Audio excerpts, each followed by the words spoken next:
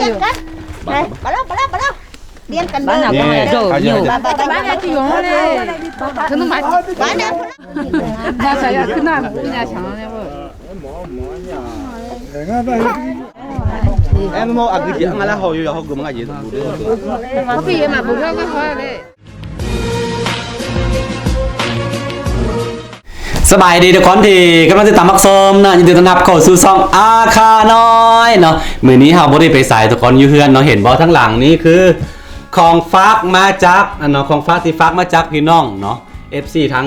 ประเทศไทยผู้ใหญ่ใจดีเพิ่นฝากมาเนาะพอท่านนึงเนาะยังบ่ทันได้อันนั้นเนาะบ่ได้เอ่ยชื่อเนาะคือฝากมาเนาะฝากมาได้แต่ประมาณอาทิตย์นึงแล้วหามาฮอดเนาะค่อนข้างไกลเนื่องจากว่าบ้านเฮาก็อยู่บ้านนอกเด้นะต้องฟักต่อหลายๆบอลหลายๆทีจึงมาถึงบ้านเนาะมื้อนี้มาถึงแล้วเอาก็เลยว่าสิแก้เบิ่งแล้วก็สิจัดเป็นระบบระเบียบแล้วก็สิแจกใหญ่ให้อันครอบครัวที่ยากจนแท้ๆเนาะ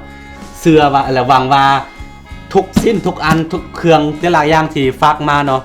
ให้ไปถึงมือคนที่จำเป็นแท้ๆเนาะเขามีเลขซื้ออยู่แล้วเนาะเอาไปเก็บเลขซื้อผู้ที่แบบว่า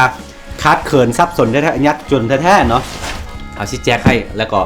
ให้มีเกิดผลประโยชน์หลายที่สุดต่อชาวบ้านที่อันนั้นเนาะอาสิทุกๆของทุกๆอย่างเนาะถึงมือของชาวบ้านแน่นอนเดี๋ยวสิเฮ็ดคลิปวันนี้จัดเป็นระเบียบก่อนแล้วมื้ออื่นสิเอิ้นรายชื่อที่ค่อยมีเนาะมาให้ชาวบ้านก็มาร่วมกันอยู่พี่แล้วก็แจกใหญ่ให้ชาวบ้านเนาะมื้อนี้ต้องขออภัยได้1บ่สบายเนาะเจ็บขาเจ็บตีนเจ็บมือเด้แกะเบิ่งก่อนพี่น้องครับแม่นหยังแอมพี่มือเจ็บมือเขาเจ็บมือเด้อขออภัยฮะต้องแบบว่าจัดเป็นระเบียบไว้เผื่อว่ามีเลขสื่ออยู่แล้วเด้ว่าต้องว่าผู้นี้ต้องท่านี้อันนี้เขาจะแบ่งไว้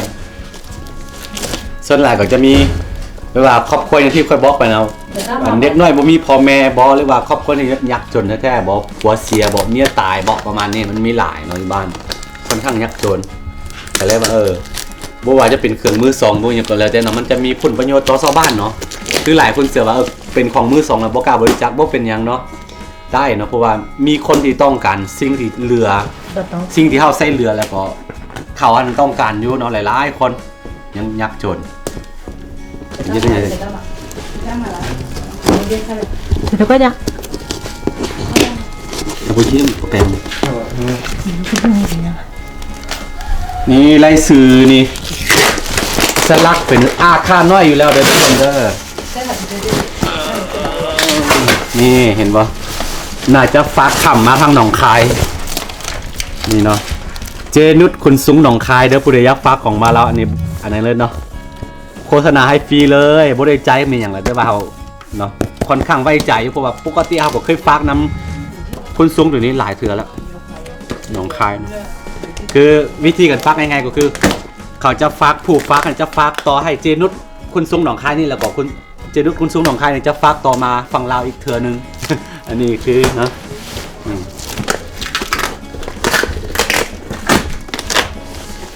ถ้าเป็นว่ายับอันทานในที่บริจาคเนาะถ้าเป็นว่าเรื่องเงินทองในเฮาบ่ค่อยอยากรับปานใดถ้าเป็นเครื่องบริจาค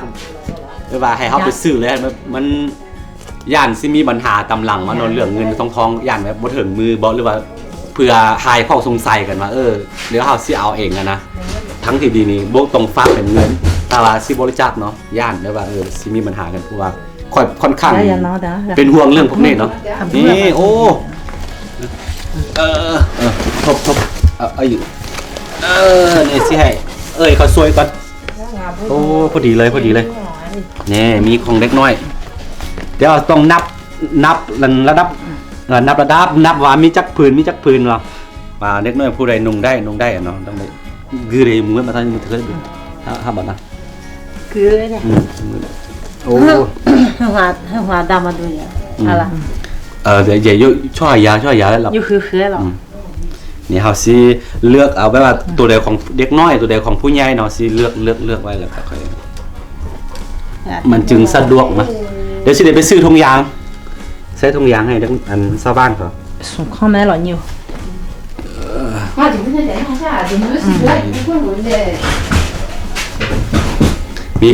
มีทางของเด็กน้อยของผู้ใหญ่นะมีมัดโอ้นี่ ของเสื้อผ้าที่เช่าอันคนเมืองก็ใส่เรือเนี่ยมันจะมีพุ่นอันนี่ยังก็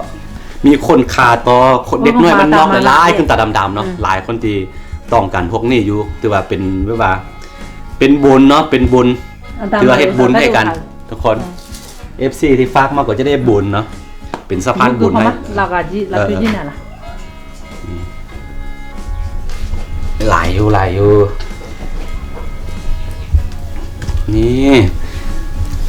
นี่คือกัน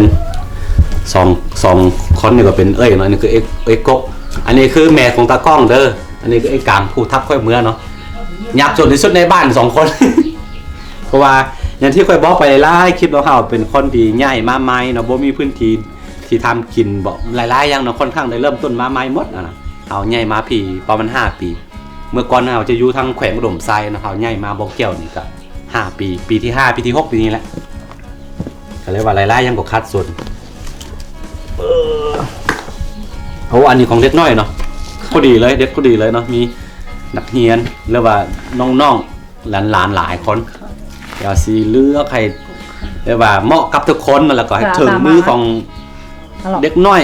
ผู้ที่ยากจนครอบครัวที่ยากจนแน่นอนเนาะทุกพื้นนะอย่างนั้นมันคือเนี่ย nhúc nó cứ mà nhúc cứ mà โอ้หลายเด้อทุกคนเด้อ không phải ta mà là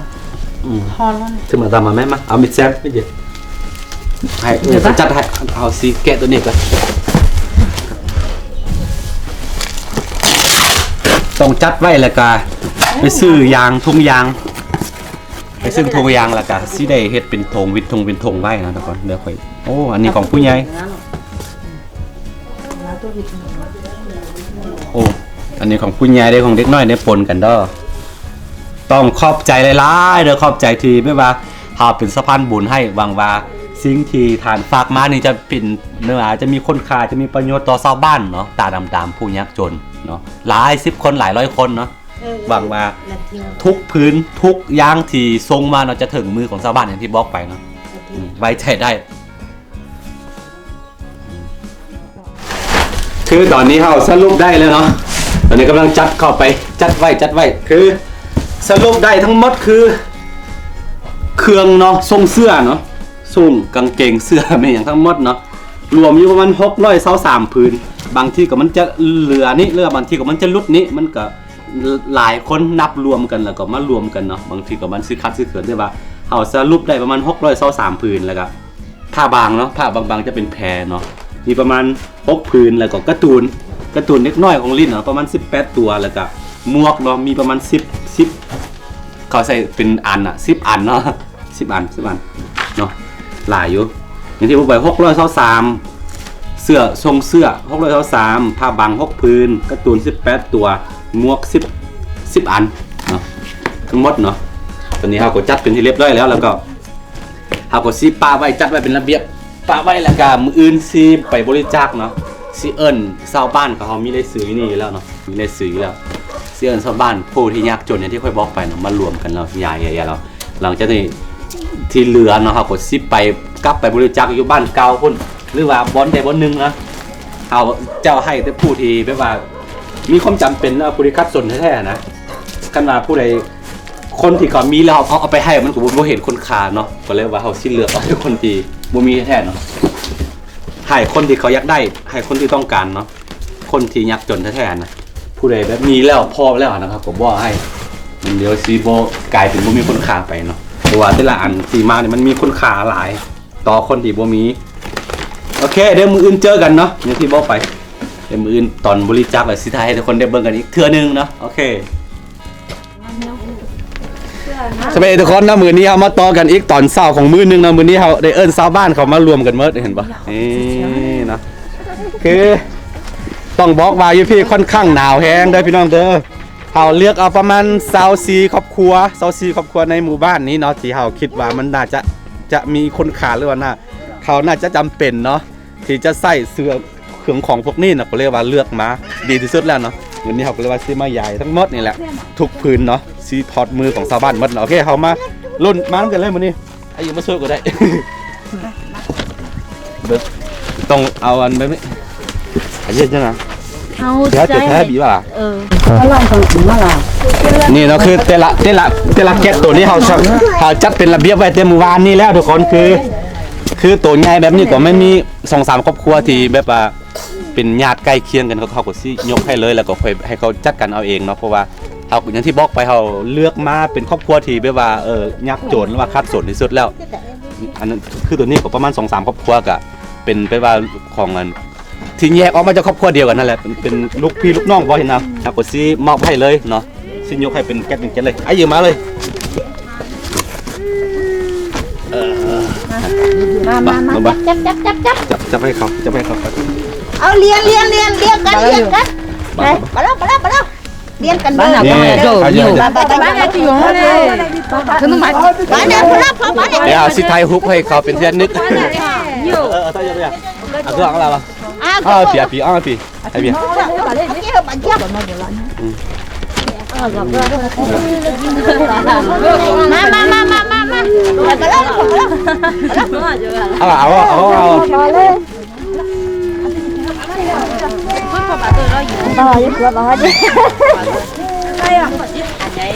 จับเลยเข้ามาเอาเข้ามาคนเยอะเนาะแต่บ้านเราอยู่กันเลยบ้านเราเนี่ยตัวเอง เอาสองเอาเดี๋ยวมาชัดเลยนะ แล้วแต่ที่ซื้อเนี่ยพัดตัวเยอะหน่อย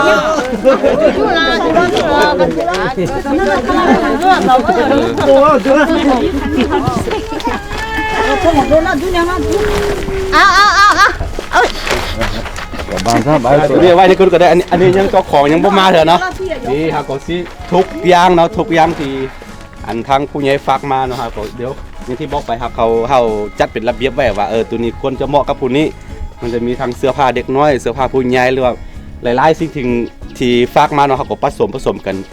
อันแก่ละน้อยแก่น้อยเนาะแต่ว่าแบบว่าทุกอย่างต้องครบกันตามจำนวนเนาะแต่ว่าที่เรือเนาะที่เรือเขาก็สิไปแบ่งปันคนอื่นต่ออย่างที่บอกไปเนาะแต่ว่าคือ2-3 เจ้าเนี่ยยังบ่มาเถื่อนเนาะโอเคประมาณนี้ทุกคนเนาะต้องขอบใจทั้งอันผู้ใหญ่ใจดีทั้งอันฟังไทยอีกเทื่อนึงเนาะที่คอยสนับสนุนให้ชาวบ้านตามระดับแบบนี้มาตลอดเนาะหวังว่าสิได้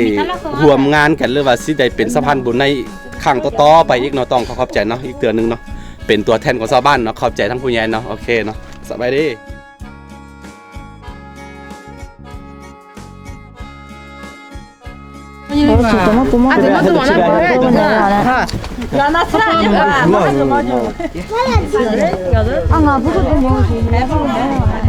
Em mau agak je ngalah hau yo hau gumang aje.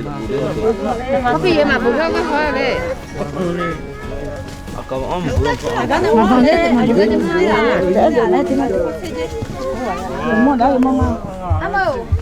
mau tu je dah. Em mau tu je dah. Mau ya. 还有啊，他吃啊，不能平平的嘞。他吃不？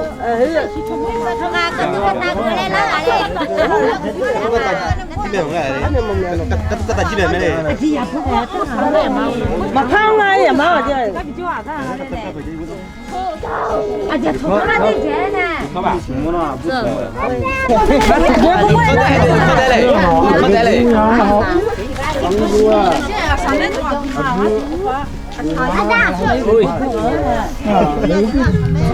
Cái này là với mới à, sắp tới là thì khó mà vui vui đấy. Tiếp theo. Khuôn là cái.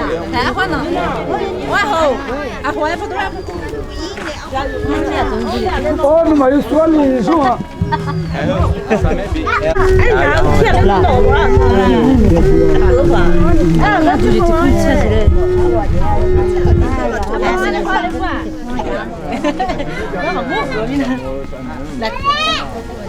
Cửa chứ.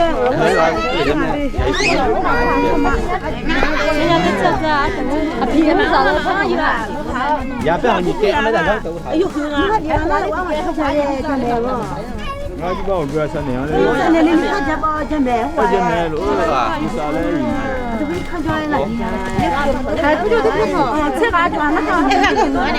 Mi mi cái mà mình bùn mùi dùng cái đấy. 따다 강을 맞두냐 그래 강 맞지야래. 맞두냐 아 보이라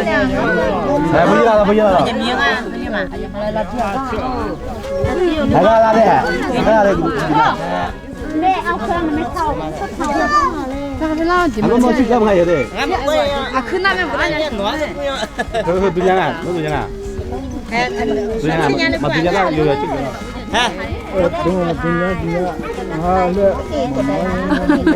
자야 그 라면 뭐냐 장하냐 뭐. Má chỉ giống không có mà lên. cho mà thắc là tôi có mà ai thắc là 너 누워 해로 좀 해 마. 아야 니 해, 나요 니 해. 자.